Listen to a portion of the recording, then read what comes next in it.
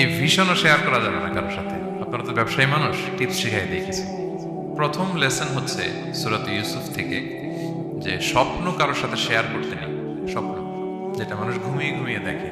প্রথম কথা হচ্ছে যে আয়াতটা দিয়ে শুরু করেছি, আল্লাহ তাআলা বলছেন নাহনু নাকুসু আলাইকা আহসানাল কসসি বিমা আওহাইনা ইলাইকা হাদাল কুরআন ওয়া ইন কুনতা মিন ক্বাবলিহি লামিনাল গাফিলিন। নবী হে, আমি কোরআন থেকে ওহির মাধ্যমে, ওহি হচ্ছে সিক্রেট মেসেজ, এই সিক্রেট মেসেজের মাধ্যমে আপনাকে সবচাইতে শ্রেষ্ঠতম একটা গল্প শোনাচ্ছি। সূরা ইউসুফ হচ্ছে কোরআনের সবচাইতে শ্রেষ্ঠতম গল্প। এই পৃথিবীতে যত গল্প হতে পারে, আপনারা রবীন্দ্রনাথ পড়েছেন, আপনারা বঙ্কিমচন্দ্র চট্টোপাধ্যায় পড়েছেন, আপনারা কেউ শেক্সপিয়র পড়েছেন, আপনারা গোটা বিশ্বের বড় বড় সাহিত্যিকদের বই পড়েছেন। যত সাহিত্য হতে পারে, যত স্টোরি হতে পারে, যত গল্প হতে পারে, এমনকি কোরআনের অন্যান্য গল্পগুলোর চেয়েও এটা শ্রেষ্ঠ, অনন্য, অনবদ্য, আনপ্যারাল। একটা গল্প যে কত নান্দনিক হতে পারে, একটা গল্প কত জীবন্ত হয়ে মানুষের চোখে ধরা পড়তে পারে, সেটা আল্লাহ তাআলা শব্দের, আরবি শব্দের বুননে, ভাষার প্রাঞ্জলতা এই সূরাতে ফুটিয়ে তুলেছেন। এত সুন্দর একটা গল্প। আল্লাহ তাআলা বলছেন আহসানুল কাসাস, মানে সবচাইতে শ্রেষ্ঠ গল্প নবী হে আপনাকে শোনাচ্ছি।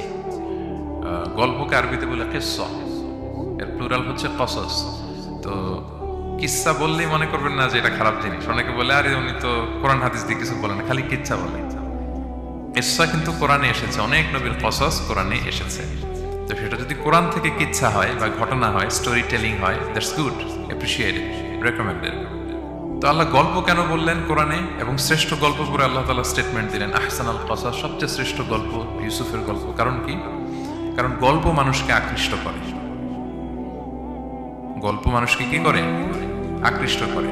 অনেক সময় দেখা যায় যে আমরা যখন তাত্ত্বিক কথা বলি, মানুষ হাই তোলে, কেউ এদিক সেদিক তাকায়, একটা ঝিমুনি ঝিমুনি ভাব। কিন্তু যখন ঘটনা বলি, একটা গল্প যখন শুরু করি, তখন একেবারে নড়ে চড়ে বসে সবাই, মানে কি হইলো দেখি, শেষ পর্যন্ত কোথায় যেয়ে ঠেকে।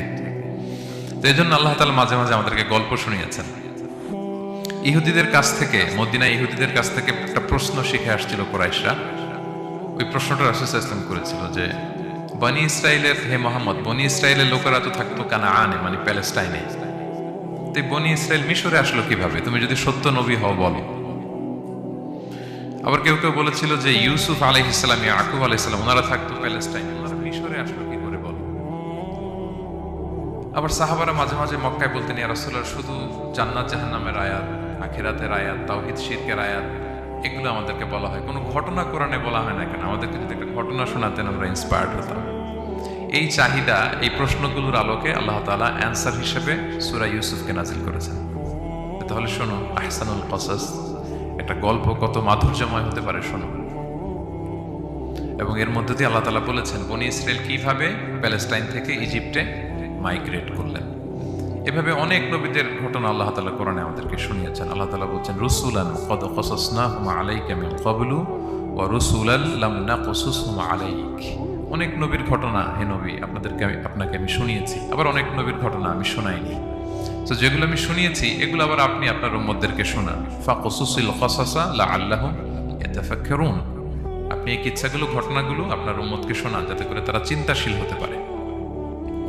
তাহলে এটা হচ্ছে ইন্ট্রোডাক্টরি ডিসকাশন, প্রাথমিক কথা, যে গল্প মানুষকে আকৃষ্ট করতে পারে, এজন্য গল্প মানুষের মনে দাগ কাটে, এবং একটা গল্প কত পাওয়ারফুল হতে পারে, নান্দনিক হতে পারে, এটা এই সূরার মধ্য দিয়ে আল্লাহ তাআলা আমাদেরকে বুঝিয়েছেন। আমরা কিন্তু প্রায় মহামানবদের গল্প শোনাই, সফল মানুষদের গল্প শোনাই। মিডিয়াতে মাঝে মাঝে দেখবেন যে কিছু প্রোগ্রাম করে যে সফল মানুষদের গল্প।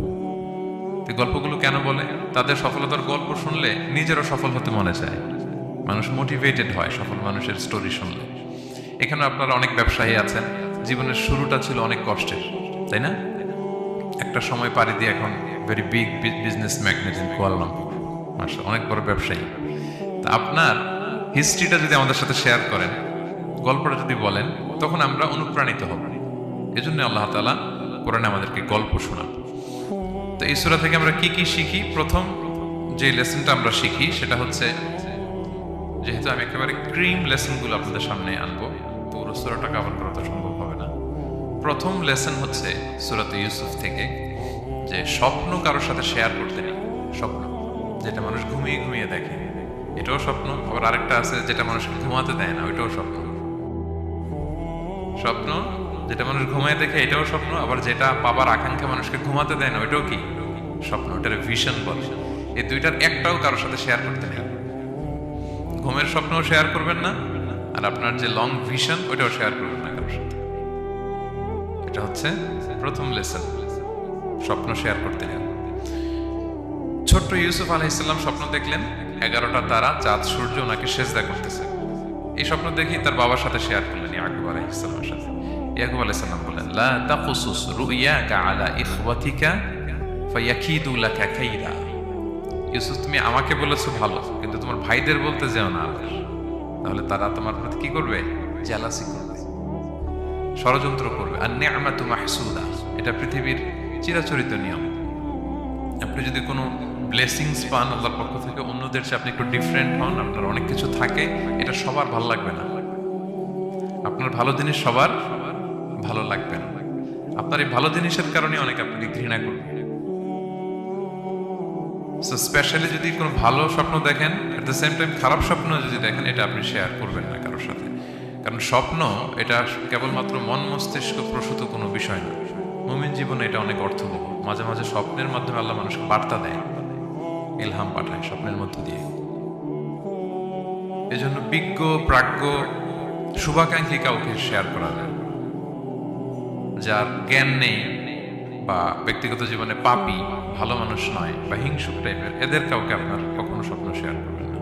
ভালো স্বপ্ন দেখলে শুকরিয়া করবেন, আল্লাহ আলহামদুলিল্লাহ, আল্লাহ কবুল করুন।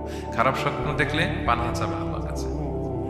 সুনানে তিরমিজিতে একটা বাব আছে, একটা চ্যাপ্টার, বাব লা তাকুসুর রুইয়া ইল্লা আলা আলিম আও নাসিহ।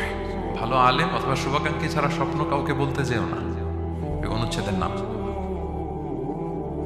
এরপর এর কারণটা কি? কারণটা হচ্ছে ফাইন্নার রুইয়া তাকাউ আলা মা তুআব্বার।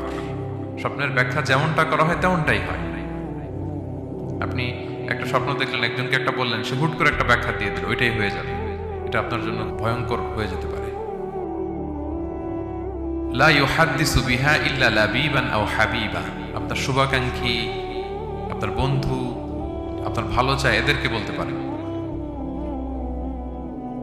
কিন্তু যার এই ব্যাপারে জ্ঞান নেই, হুটহাট করে ব্যাখ্যা করবে, এরকম কাউকে বলা যাবে না। কারণ যেমন ব্যাখ্যা করা হবে তেমনটা হবে। ইউসুফ আলাইহিস সালাম ভালো স্বপ্নের ব্যাখ্যা জানতেন, ইয়াকুব আলাইহিস সালাম ভালো স্বপ্নের ব্যাখ্যা জানতেন, আল্লাহ রাসূল সাল্লাল্লাহু আলাইহি ওয়াসাল্লাম ভালো স্বপ্নের ব্যাখ্যা জানতেন। আবু বকর রাদিয়াল্লাহু তাআলা আনহু সাহাবীদের মধ্যে সবচেয়ে ভালো স্বপ্নের ব্যাখ্যা জানতেন। ইভেন রাসূল সাল্লাল্লাহু আলাইহি ওয়াসাল্লাম মাঝে মাঝে স্বপ্ন দেখে আবু বকরকে বলতেন, দেখি ব্যাখ্যা করো তো তুমি। তাবিঈদের মধ্যে মুহাম্মদ ইবনে সিরিন খুব ভালো স্বপ্নের ব্যাখ্যা জানতেন। এক লোক এসে মুহাম্মদ ইবনে সিরিনকে বলল যে, আমি দেখলাম আমার ছেলে পানি খেতে খেতে পেটটা এত বড় হয়ে গেছে। এই একই স্বপ্ন আরেকটা লোকও দেখলো, দেখে এক মূর্খের কাছে জিজ্ঞেস করলো। সে বলল, সর্বনাশ, এত বড় পেট হয়ে গেছে, তোমার ছেলে তো মারা যাবে। ঠিকই কয়েকদিন পরে ছেলেটা মারা গেল। আর একই স্বপ্ন দেখে এই লোক মুহাম্মদ ইবনে সিরিনকে জিজ্ঞেস করেছেন, উনি বলেছেন যে তোমার ছেলে তো অনেক বড় আলেম হবে। ঠিক তাই হয়েছে, ওই ছেলে অনেক বড় আলেম হয়েছে। তো ফাইন্নার রুইয়া তাকাউ আলা মা তুআব্বার। স্বপ্নের ব্যাখ্যা তেমন হয় যেমন এটার ব্যাখ্যা করা হয়। রাসূল সাল্লাল্লাহু আলাইহি ওয়াসাল্লাম একবার স্বপ্নে দেখলেন যে তিনি, ওনাকে দুধ দেয়া হয়েছে, বাটিতে দুধ খাচ্ছেন, পরে আঙ্গুলের ফাঁক থেকে দুধ বেরোচ্ছে। এই সামান্য একটু দুধ রাসূল সাল্লাল্লাহু আলাইহি ওয়াসাল্লাম উমরে ফারুককে দিলেন। সাহাবারা বললেন, মাযা আউয়ালতা বিহি ইয়া রাসূলুল্লাহ, এটা তাওবিল কি? তখন বললেন, আউয়ালতু বিহি আল ইলম, এটা দিয়ে আমি জ্ঞান বুঝিয়েছি। মানে উমরে ফারুকের আল্লাহ তাআলা অনেক জ্ঞান দিবে। স্বপ্নে কেউ দুধ খাচ্ছেন, এটা আপনার জ্ঞানের প্রতীক। রাসূল সাল্লাল্লাহু আলাইহি ওয়াসাল্লাম স্বপ্নে দেখলেন লোকজন দাঁড়ানো, কারো গায়ের জামা এতটুকু, কারো এতটুকু, কারো হাঁটু পর্যন্ত, আর উমরে ফারুক জামা একেবারে টেনে হিঁচড়ে যাচ্ছে। তো সাহাবারা বললেন, মাযা আউয়ালতু বিহি ইয়া রাসূলুল্লাহ, এই স্বপ্নের তাওবিল কি, ব্যাখ্যা কি? রাসূল সাল্লাল্লাহু আলাইহি ওয়াসাল্লাম বললেন, আউয়ালতু বিহি আদ-দীন আত-তাকওয়া, এটা দ্বারা আমি দিনদারি বুঝিয়েছি। মানে উমরে ফারুকের দিনদারি অনেক বেশি। স্বপ্নে কেউ ছোট জামা দেখলে তার দিনদারি কমতেছে, এটার একটা আলামত।